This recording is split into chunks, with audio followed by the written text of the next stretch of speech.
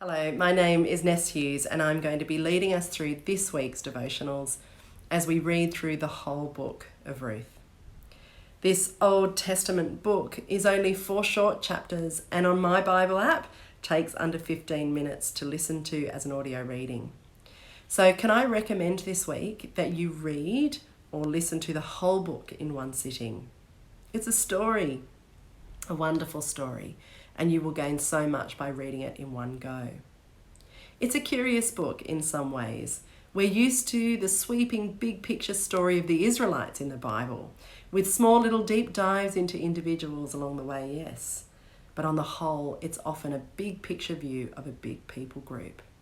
And Ruth is an intimate story, microscopic in many ways, a quaint story with 3 main characters, a short story that paints a significant picture about God's love. You will notice that as you read it in its full form, some obvious themes emerge. It's a story about sacrificial love against all odds. And there's also obvious emphasis on redeeming love. Love that is sacrificial, love that redeems. These are essential features of Christian love. And so as we think as Jesus-y Christians, we should be encouraged to notice these displays of God's love already on clear display for us centuries earlier. The love that Jesus demonstrated was always the nature of Yahweh. But as well as these things revealed to us in the unfolding narrative, the book itself, its very presence in the Old Testament, communicates a purpose of its very own. The title Ruth is an interesting choice. She's one of 3 main characters, Naomi and Boaz being the other 2. And Ruth is a Moabite woman, whereas Naomi and Boaz are Israelites. It's curious that the Moabite woman, the one who is only grafted into God's people, should be the title's namesake. The Old Testament is the story of God and his ongoing dealings with the Israelites, isn't it? Or is it? Well, to answer that, before we read Ruth, we're actually going to turn to the opening verses of Matthew's Gospel, which offer us in 17 verses the genealogy of Jesus. I'm not going to read it out name by name, don't worry, but we should notice it's a curated genealogy. Rather than being comprehensive, including every name along the way, it's structured in 2 lots of 14 generations, showing that from Abraham to David, and then David to Jesus, that Jesus is indeed the promised king to bring God's promised blessing to his people and the nations. So within these deliberate inclusions, we also notice that even while Matthew convinces us of Jesus' legitimate heritage and qualification to meet their expectations, he includes women, outsiders, lowly, questionable characters. So we're going to narrow in now on verse 5 and 6. Salmon, the father of Boaz, whose mother was Rahab. Boaz, the father of Obed, whose mother was Ruth. Obed, the father of Jesse, and Jesse, the father of King David. Ruth, our Ruth, features in this genealogy. She, this Moabite woman, is named in the line of Jesus. She is King David's great-grandmother. The legitimacy of David, the legitimacy then as a knock-on effect of Jesus himself, is at stake here. So you might imagine it would be important to focus on preserving the purity of the line, hiding away any ethnic blemishes.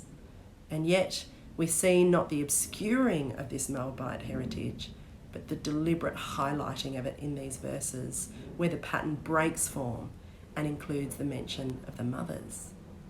It wouldn't have taken crafty reporting to hide Ruth, since the mothers were rarely mentioned anyway. And yet here she is, boldly and clearly named. So we should take the title of the book of Ruth in a similar vein. It's a deliberate choice that does not hide or obscure the place of the outsider in God's people, but highlights and celebrates it instead.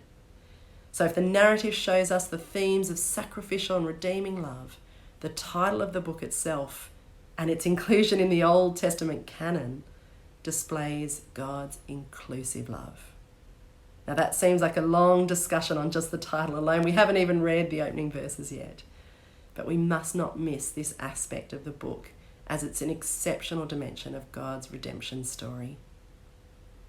Even from these early pages in the Old Testament, we're acutely aware of God's posture toward the nations. A foreigner, a woman, a widow, a lady who would have lived on the margins of society, inconsequential, is given prominence in the story, a place in God's community, and a role in the delivery of the promised King. God's love, which is sacrificial, redeeming, and inclusive, reverses seemingly lost causes. Fittingly then, the book begins with death, but ends with life. And with that said, I am now going to read the opening prologue as we actually close for the day. Ready to embark on the rest of the narrative together tomorrow. Let me read from verse 1. In the days when the judges ruled, there was a famine in the land. So a man from Bethlehem in Judah, together with his wife and 2 sons, went to live for a while in the country of Moab. The man's name was Elimelech.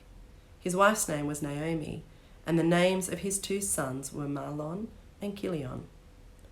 They were Ephrathites from Bethlehem, Judah. And they went to Moab and lived there. Now Elimelech, Naomi's husband, died, and she was left with her 2 sons.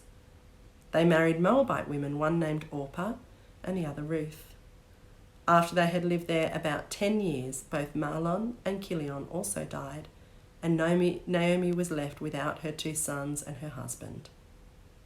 Well, it's a bleak opener, isn't it? Famine, hunger, desperation. Elimelech and Naomi and their 2 sons leave the land of promise, and they experience death. Naomi is the only survivor. She's left.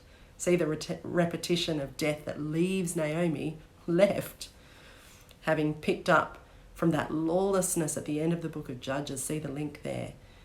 Judges which finished in a bleak place itself, in the days of the judges where everyone did as they saw fit. That's how that ends. Well, Ruth picks up from there and starts similarly bleak with death, and Naomi is left. Is there hope?